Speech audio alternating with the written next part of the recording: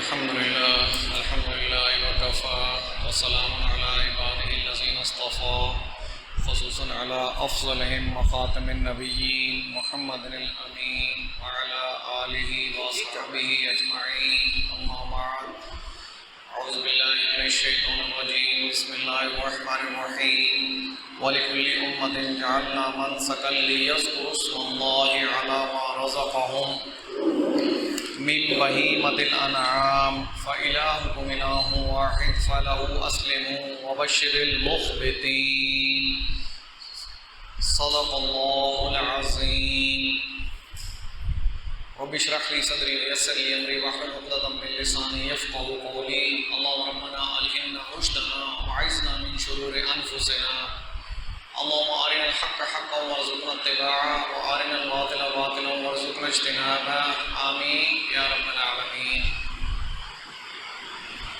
میرے محترم بھائیو بزرگوں دوستو، عید الاضحیٰ کا موقع ہے اور عید الاضحیٰ 2 دن بعد ہی انشاءاللہ تعالی تمام مسلم امہ منانے والی ہے۔ بہت اہم موقع ہے۔ آج عید الاضحیٰ کے حوالے سے قربانی کا فلسفہ، میرا جو ٹاپک ہے وہ آج قربانی کا فلسفہ ہے۔ آج میں نے روٹین سے ہٹ کر آپ لوگوں کے لیے صرف یہ بیان کرنے کی کوشش کی ہے کہ بیسیکلی قربانی کا فلسفہ کیا ہے، جو ہم قربانی کرتے ہیں یہ ہے کیا۔ یہ تو آپ تمام لوگوں کو معلوم ہوگا کہ یہ سنت ابراہیمی ہے، سنت ابراہیمی ہے۔ حضرت ابراہیم علیہ السلام تمام انبیاء کے جد امجد ہیں، اور حضرت ابراہیم علیہ السلام کے بعد جتنے بھی نبی اور رسول آئے وہ حضرت ابراہیم علیہ السلام کی اولاد میں سے ہی آئے۔ بہت اہم باتیں ہیں، یہ ذہن نشین کرنا ہے۔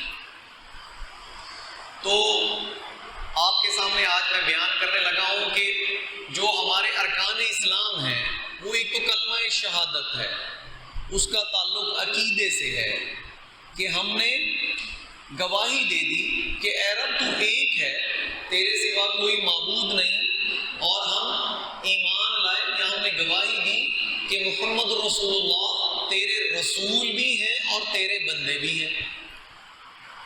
یہ اس کا تعلق عقیدے سے ہے، یہ عقیدہ ہماری زبان پر بھی ہے اور ہمارے دل میں بھی موجود ہے۔ اس کے علاوہ 4 ارکان ہیں جس پر پورا اسلام بیس کرتا ہے، بنیاد ہے اسلام کی۔ اس میں نماز ہے، روزہ ہے، زکوٰۃ ہے اور حج ہے۔ اب سمجھ لیجئے کہ 2 ارکان تو ایسے ہیں جو سب کے لیے ہیں، اس میں تقسیم نہیں، اس میں صاحب استطاعت ہونا ضروری نہیں۔ جو کلمہ گو ہوگا، جس نے شہادت کا کلمہ پڑھ لیا، اس کا عقیدہ مسلمان ہو گیا، وہ زبان سے دل سے مسلمان ہو گیا، وہ چاہے قانونی مسلمان ہو یا اس کا ایمان دل کے اندر اتر گیا ہو، وہ کلمہ گو، اس کے لیے نماز پڑھنا اور روزہ رکھنا، یہ 2 عبادات تو اشد ضروری ہو گئی۔ اس میں استطاعت کا ہونا یا نہ ہونا اس کا ضروری نہیں کہ استطاعت ہے تو نماز پڑھے گا، استطاعت ہے تو روزہ رکھے گا، ایسی بات نہیں۔ ہاں، ان 2 عبادات کے بارے میں ایک اہم بات نوٹ کر لیجئے کہ نماز کے بارے سب سے اہم بات یہ ہے کہ نماز آپ کو مقررہ اوقات پر پڑھنی پڑے گی۔ ظہر کا وقت ہوگا تو ظہر پڑھیں گے، اس سے پہلے ظہر ادا نہیں کر سکتے۔ عصر کا وقت ہوگا تو عصر پڑھیں گے، اس سے پہلے عصر نہیں پڑھ سکتے۔ ہاں، ایک بات اور نوٹ کر لیں کہ نماز کے اول اوقات بھی ہیں، نماز کے آخر اوقات بھی ہیں، کہ آپ اول وقت میں بھی نماز پڑھ سکتے ہیں اور آخر وقت میں بھی نماز پڑھ سکتے ہیں۔ تو یہ تو نماز کی ڈسکشن ہو گئی جو کہ اہم رکن ہے۔ اس کے لیے صاحب استطاعت ہونا ضروری نہیں، یہ ہر مسلمان پر فرض ہے، ہر مسلمان پر بلا شرکت غیر۔ اب روزہ، روزے کے لیے بھی صاحب استطاعت ہونا ضروری نہیں۔ یہ بھی ہر مسلمان پر فرض ہے۔ قرآن کریم میں یہی آیا ہے رمضان کے بارے میں کہ جو اسے پالے فمن شاہد منکم فلیصمہ، کہ جو تم میں سے اس کو پالے پس ضرور اس کا روزہ رکھے۔ لام تاکید، پس اس کا ضرور روزہ رکھے۔ اس کے لیے استطاعت کا ہونا یا نہ ہونا ضروری نہیں کہ استطاعت ہے تو روزے رکھوں گا، استطاعت نہیں ہے تو روزے نہیں رکھوں گا، ایسی بات نہیں۔ ہاں ایک چھوٹ دی گئی ہے کہ اگر تم میں سے کوئی بیمار ہے یا سفر پر ہے تو ان روزوں کی مقدار کو بعد میں پورا کر لے، چھوڑ نہیں سکتا۔ روزے چھوڑ دیے آپ نے، اگر آپ بیمار ہیں روزہ رکھنے کی حالت میں نہیں ہے، سفر میں ہیں تو روزہ رکھنے کی حالت میں نہیں ہے، آپ نے وہ روزے قضا کر دیے تو ان کی گنتی باقی کے ایام میں پورا کر لے۔ تو روزے کے لیے بھی صاحب استطاعت ہونا ضروری نہیں بلکہ بلا شرکت غیر تمام پر فرض ہے۔ اب جو آگے دو عبادات رہ گئی، ایک زکوٰۃ ہے اور ایک حج ہے۔ تو زکوٰۃ بھی صاحب استطاعت پر فرض ہے۔ اگر استطاعت ہے، صاحب نصاب ہے، اس کا نصاب آپ علماء کرام سے معلوم کر سکتے ہیں کہ نصاب کیا ہونا چاہیے زکوٰۃ کا، جس پر آپ کے اوپر زکوٰۃ فرض ہو جاتی ہے۔ تو زکوٰۃ صاحب استطاعت پر فرض ہے، صاحب نصاب پر فرض ہے۔ اگر نصاب ہوگا تو زکوٰۃ دیں گے، اور اگر صاحب نصاب نہیں تو زکوٰۃ فرض نہیں۔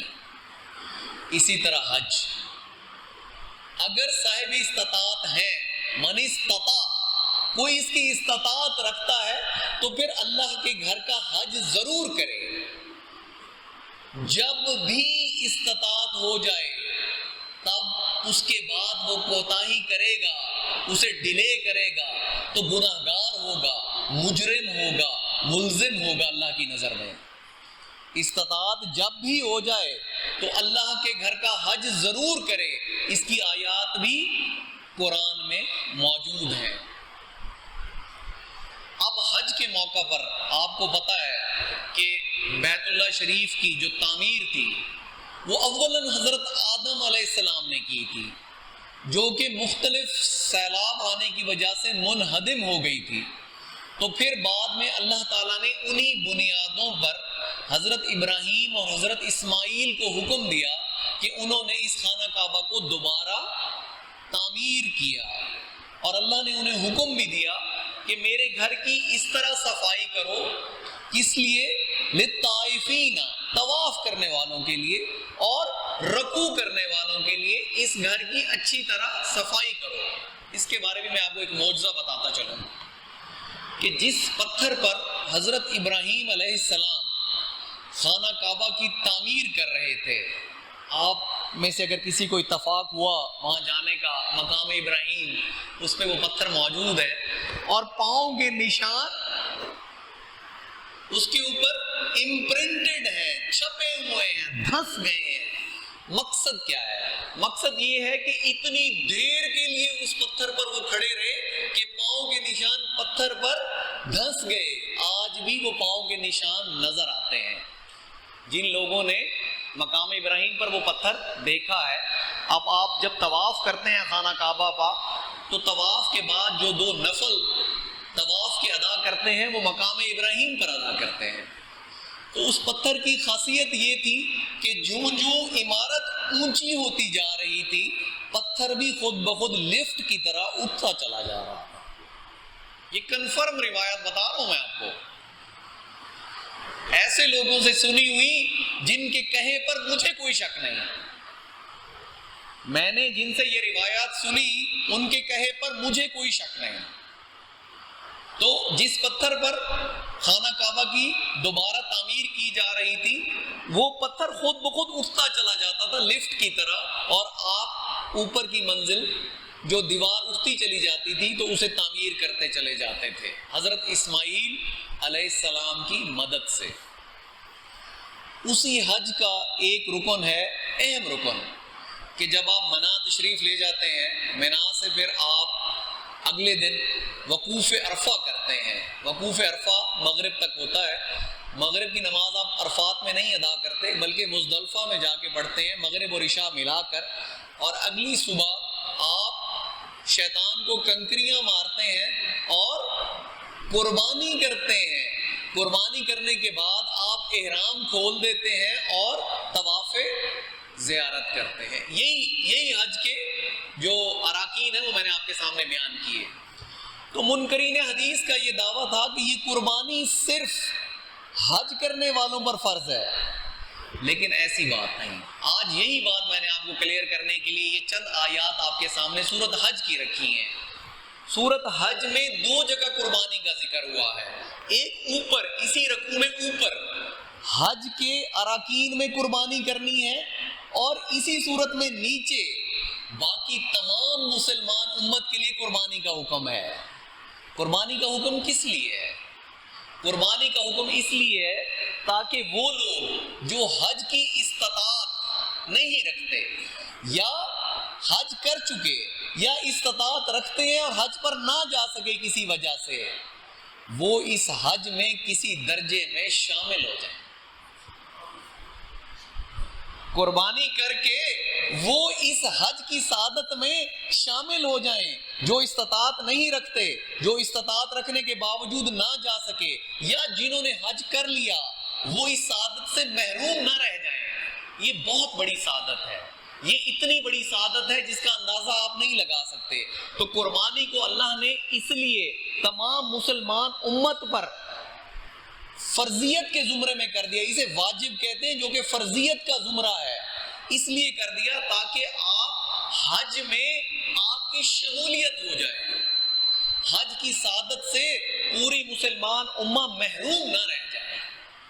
کچھ لوگ تو پہنچ سکے, باقی لوگ دل میں خواہش دفن کر کے ادھر بیٹھے ہیں, تو قربانی کر لیں. اگر استطاعت ہے تو قربانی کر لیں, تو حج میں شمولیت ہو جائے گی. لیکن شرط یہ ہے کہ صاحب استطاعت ہونے چاہیے. اس لیے یہ آیات میں نے آپ کے لیے تلاوت کی. اور دوسرا حکم احادیث کے مطابق یہ ہے کہ جب چاند نظر آ جائے ذی الحجہ کا, تو ناخن چھوڑ دو تراشنا, بال منڈانا بند کر دو, مونچھیں داڑھیوں کو نہ منڈاؤ, ان کے بال تراشنا بند کر دو. کیوں؟ کیونکہ تمہاری مشابہت ان حجاج کرام سے ہو جائے کہ جو قربانی کر کے احرام کھولتے ہیں پھر سر منڈاتے ہیں. آپ کو فلسفہ سمجھ آ گیا؟ تو اب یہ آیات سن لیں کہ یہ کس لیے آیات ہیں. وَلِكُلِّ أُمَّةٍ جَعَلْنَا مَنْسَكًا, ہم نے, اللہ تعالیٰ خود فرما رہے ہیں. اب یہ وہ قربانی نہیں جو حج کرنے والوں کے لیے, اس کا ذکر اوپر والے رکوع میں آ گیا حج کے اراکین کا. یہ ہے ہر امت کے لیے. ہم نے ہر امت کے لیے, وَلِكُلِّ أُمَّةٍ, ہم نے ہر امت کے لیے جعلنا منسکن, قربانی کا طریقہ بتا دیا, قربانی کی فرضیت بتا دی. لِيَذْكُرُوا اسْمَ اللَّهِ, کہ اللہ کا نام لو تم, عَلَىٰ مَا رَزَقَهُمْ مِن بَهِیمَةِ الْأَنْعَامِ, کہ جو اللہ نے تمہیں چوپایوں میں سے مویشی دیے. چوپائے تو بہت قسم کے ہیں, یہ بھی سمجھ لینا کہ قربانی چوپائے کا مطلب یہ نہیں کہ تم ان چوپایوں کی قربانی کر دو جو جنگل میں پھر رہے ہیں. اس لیے لفظ آیا من بہیمت الانعام, چوپایوں میں سے جو مویشی ہم نے تمہیں دیے, تم اس پر اللہ کا نام لے کر قربانی کر دو. اور یہ طریقہ ہم نے ہر امت کے لیے طے کر دیا ہے. وَلِكُلِّ أُمَّةٍ جَعَلْنَا وَلِكُلِّ أُمَّةٍ جَعَلْنَا مَنْسَكًا لِيَذْكُرُوا اسْمَ اللَّهِ عَلَىٰ مَا رَزَقَهُمْ مِن بَهِیمَةِ الْأَنْعَامِ, کہ چوپایوں میں سے مویشی اس پر اللہ کا نام لے کر ہر امت کے لیے ہم نے قربانی کا طریقہ بتا دیا ہے. لیکن اب سن لو, قربانی تو کر دی, مسجد تو بنا دی شبر میں, ایمان کی حرارت والوں میں, من اپنا پرانا پاپی ہے. آگے کا شعر مجھے یاد نہیں آ رہا کہ نمازی بن نہ سکا, برسوں میں نمازی بن نہ سکا. قربانی تو کر دی، اس کی روح تو سمجھ لو جو قرآن بیان کر رہا ہے۔ روح کیا ہے؟ اللہ نے خود فرما دیا فَإِلَٰهُكُمْ إِلَٰهٌ وَاحِدٌ، کہ قربانی کس لیے کی؟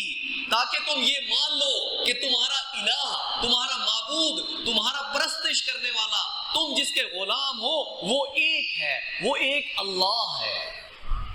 اس بات کے لیے قربانی کرو، اس بات کا دل میں یقین اس طرح پیدا کرو، جب اس بات کا یقین ہو دل میں تو تب قربانی کرو کہ فَإِلَٰهُكُمْ إِلَٰهٌ وَاحِدٌ، کہ تمہارا الہ، تمہارا معبود جس کی تم پرستش کرتے ہو، جس کے تم غلام ہو، جس کے تم عبد ہو، وہ ایک ہے۔ اور اس نے جس طرح تمہیں رہنے کا حکم دیا ہے، جس طرح زندگی گزارنے کا حکم دیا ہے، اس طرح زندگی گزارو۔ کیا غلام کی اپنی کوئی خواہش نہیں ہوتی ہے؟ ہمارے جام عابد صاحب ہیں، اللہ تعالیٰ ان کے درجات بھی بلند کرے اور ان کے علم میں بھی اضافہ کرے، وہ کہتے ہیں کہ آپ نے کوئی ملازم رکھا اور وہ کہے کہ میں پہلے اپنے کام مکمل کر لوں پھر آپ کا کام کر دوں گا، تو کیا ایسے ملازم کو آپ رکھیں گے؟ کہ پہلے اپنے کام کر لوں پھر آپ کا کام کر دوں گا، یہ تو ملازم کی حیثیت ہے نا، اور غلام کی حیثیت اس سے بڑھ کر ہوتی ہے۔ غلام کی اپنی زندگی کوئی نہیں ہوتی، اور ہم اللہ کے کیا ہیں؟ غلام ہیں، عبد ہیں۔ عبد کا لفظ غلام کے لیے استعمال کیا گیا ہے، تو ہماری اپنی کوئی مرضی نہیں، کوئی خواہش نہیں۔ ہاں 24 گھنٹے کی زندگی اسی طرح بسر ہو جائے جیسے قرآن کریم نے بتایا، محمد الرسول اللہ کے طریقے پر، صحابہ کرام کے طریقے پر، خلفائے راشدین کے طریقے پر۔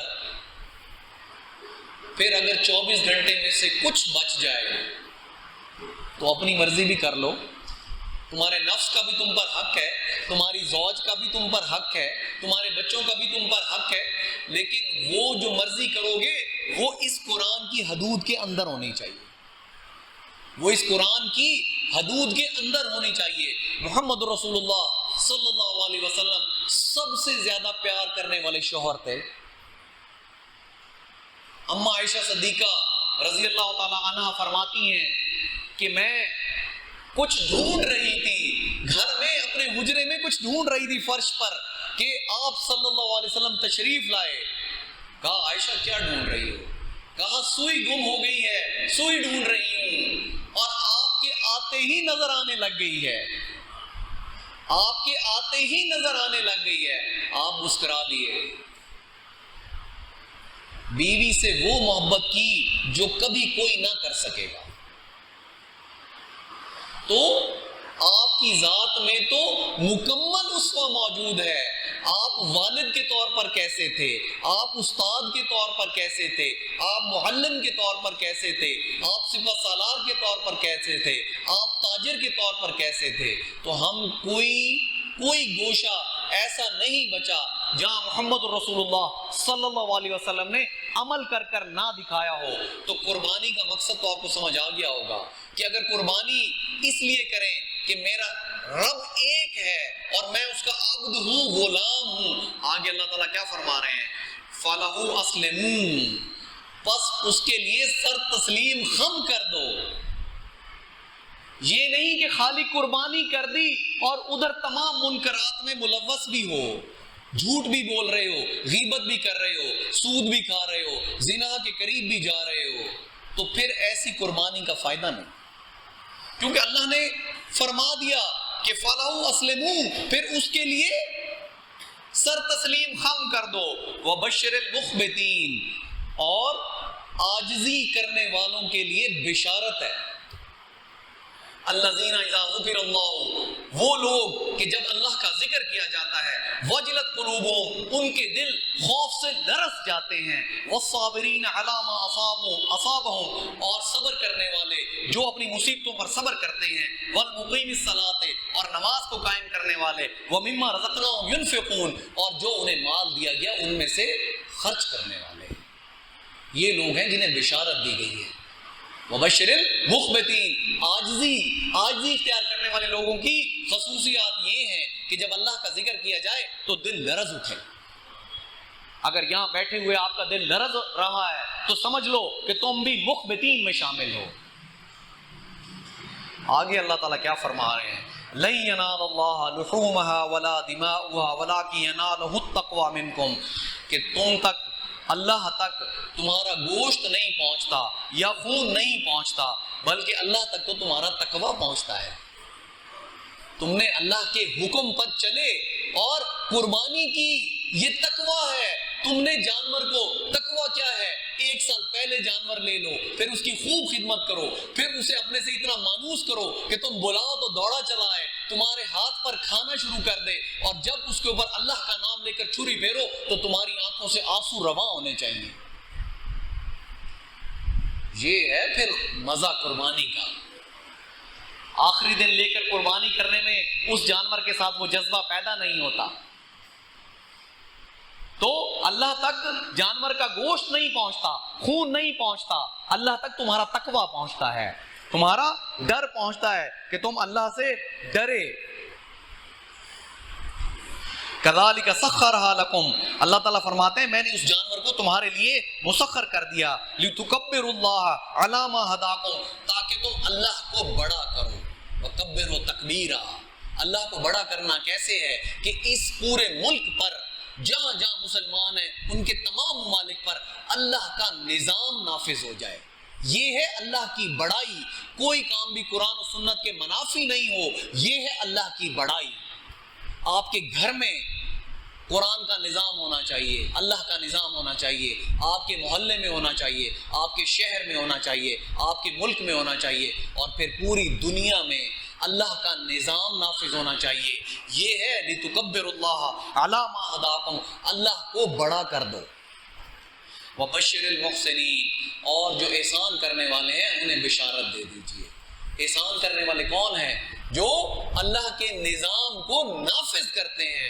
آج اپنے گریبانوں میں جھانکو کہ تم اللہ کے نظام کو نافذ کرنے کے لیے کتنی کوشش کر رہے ہو۔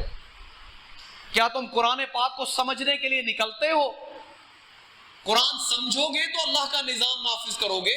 محمد رسول اللہ صلی اللہ علیہ وسلم کی سیرت، سنت، حدیث سمجھو گے تو اللہ کا نظام نافذ کرو گے۔ پہلے اپنے 6 فٹ کے وجود پر نافذ کرو گے، پھر اپنے گھر پر، پھر محلے پر، اسی طرح بڑھتے چلے جاؤ گے، پھر اللہ کے نزدیک محسنین ہو جاؤ گے، احسان کرنے والے ہو جاؤ گے۔ والسابقون السابقون اولئک المقربون فی جنات النعیم، یہ آپ سن ہی چکے ہیں۔ تو سنت ابراہیمی کی بات ہو رہی تھی، بات بہت لمبی ہے، وقت بہت مختصر ہے، کہ قربانی کی اصل حقیقت کیا تھی، قربانی دی کس نے؟ قربانی دی حضرت ابراہیم علیہ السلام نے۔ اس قربانی کا لیول اتنا زیادہ تھا، وہ قربانی اتنی بڑی تھی کہ اللہ تعالیٰ کو اتنی پسند آ گئی کہ رہتی دنیا کے آخری انسان کو وَتَرَكْنَا عَلَيْهِ فِي الْآخِرِينَ، اور ہم نے رہتی دنیا کے آخری انسان تک اس قربانی کو فرض کر دیا۔ وہ قربانی کیا تھی کہ جب حضرت ابراہیم اپنی عمر کے آخری حصے میں پہنچتے ہیں، بڑھاپے میں پہنچتے ہیں، اولاد نہیں ہے، اللہ سے اولاد مانگتے ہیں، اللہ نرینہ اولاد عطا کرتا ہے۔ حضرت اسماعیل علیہ السلام وہ کون ہیں؟ جن کے ماتھے میں نور محمد ہے صلی اللہ علیہ وسلم۔ حضرت اسماعیل جیسا بیٹا اللہ عطا کرتا ہے۔ سوچو تو صحیح، اگر جس کی بڑھاپے میں اولاد ہو اسے کتنی محبوب ہوگی۔ پھر حکم کیا ہوتا ہے کہ جاؤ اپنی بیوی اور بچے کو وادی غیر ذی زرع، خود قرآن نے یہ لفظ استعمال کیے ہیں، ایسی وادی جہاں نہ چرند نہ پرند نہ انسان، چھوڑ کے آ جاؤ۔ ایسی وادی جہاں نہ چرند نہ پرند نہ انسان، ایسی وادی میں اپنے اس محبوب بچے اور بیوی کو چھوڑ کر آ جاؤ۔ حضرت ہاجرہ سلام علیہ، کیا اس بیوی نے سوال کیا کہ اے اللہ کے بندے تو مجھے کہاں لے کر جا رہا ہے؟ چھوٹا سا شیر خوار بچہ ہے، پوچھا کہاں لے کر جا رہے ہو؟ کہا اللہ کا حکم ہے، اگلا سوال نہیں کیا۔ اب وادی غیر ذی زرع، مکہ مکرمہ، جہاں نہ چرند نہ پرند نہ انسان، نہ پانی نہ خوراک، کچھ نہیں، وہاں بیوی اور بچے کو چھوڑ کر چل پڑے واپس فلسطین۔ آگے کا واقعہ بہت لمبا ہے کہ کس طرح حضرت ہاجرہ سلام علیہ نے صفا اور مروہ کے درمیان چکر لگائے پانی کو تلاش کرنے کے لیے، اور آب زمزم کا چشمہ پھوٹا حضرت اسماعیل علیہ السلام کے پاؤں رگڑنے سے۔ اس کی ڈیٹیل میں نہیں جاتا۔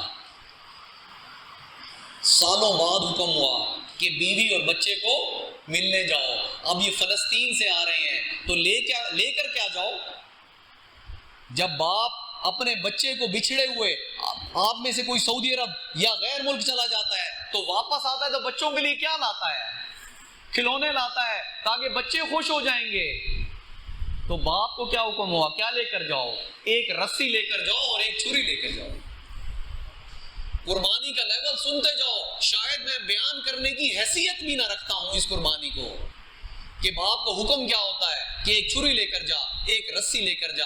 جب باپ وہاں پر پہنچتا ہے تو کیا دیکھتا ہے؟ فلما بلغ معه السعی. اللہ تعالیٰ قرآن کریم سورۃ صافات میں بیان کر رہے ہیں کہ جب بیٹا ہو گیا اتنا بڑا کہ وہ باپ کے ساتھ دوڑنے بھاگنے لگا. کچھ روایت میں آیا ہے کہ 7 سال، کچھ میں 9 سال، کچھ میں 11 سال، اور کچھ میں آیا ہے کہ بلوغت کی عمر کو پہنچ گئے تھے. فلما بلغ معه السعی قال یا بنی. تو باپ بیٹے کو کیا کہہ رہا ہے؟ قال یا بنی انی ارا فی المنام انی اذبحک فانظر ماذا تری. اے میرے بیٹے سنو تو صحیح. باپ فلسطین سے آیا ہے، اتنا بیٹا ہو گیا ہے کہ باپ کے ساتھ دوڑنے بھاگنے لگا ہے. تو باپ بیٹے کو کیا کہہ رہا ہے کہ سن میرے بیٹے، میں نے خواب میں دیکھا ہے کہ میں تجھے ذبح کر رہا ہوں. سوچو اس قربانی کو. ایسے رہتی دنیا تک قربانیاں نہیں چلتی، ایسے اللہ کے مقربین نہیں بنتے لوگ. میں نے خواب میں دیکھا ہے کہ میں تجھے ذبح کر رہا ہوں. فانظر ما تری. تو بتا تیری رائے کیا ہے، تو اس خواب کو کیسے دیکھتا ہے؟ اب بیٹا کون ہے؟ حضرت اسماعیل علیہ السلام، جس کے ماتھے میں نور محمد ہے صلی اللہ علیہ وسلم. بیٹا جواب تو یہ دیتا کہ آج کا بیٹا کیا جواب دیتا کہ ابا جان آپ کا وہم ہوگا. اس بیٹے نے کیا کہا؟ قال یا ابت افعل ما تؤمر ستجدنی انشاءاللہ من الصابرین. اے میرے ابا جان کر گزریے، جو کچھ کرنا ہے کر گزریے. یہ نہیں کہا کہ خالی ذبح کر دیجئے مجھے. حکم تو ذبح کا تھا نا، انی اذبحک کا، کہ میں تجھے ذبح کر رہا ہوں. اور آگے حضرت اسماعیل علیہ السلام کیا کہہ رہے ہیں؟ یا ابت افعل. اے میرے ابا جان کر گزریے جو کچھ ہو. ستجدنی انشاءاللہ من الصابرین. تو آپ مجھے پائیں گے صابرین میں سے. واقعہ بہت بڑا ہے. دل تو چاہ رہا ہے کہ آج بیان کرتا چلا جاؤں، وقت نہیں ہے اور عید الاضحیٰ بھی قریب ہے. تو کوشش کروں گا کہ اس واقعے کو اگلے جمعے میں مکمل کروں تاکہ آپ کو اندازہ ہو سکے کہ کس قسم کی قربانی دی جاتی ہے تو اللہ کا مقرب بنا جاتا ہے. تو آئندہ آپ لوگ بھی عید الاضحیٰ پہ جب قربانی کریں تو جذبہ آپ کے دل میں ویسا موجود ہونا چاہیے. وآخر دعوانا ان الحمد للہ رب العالمین.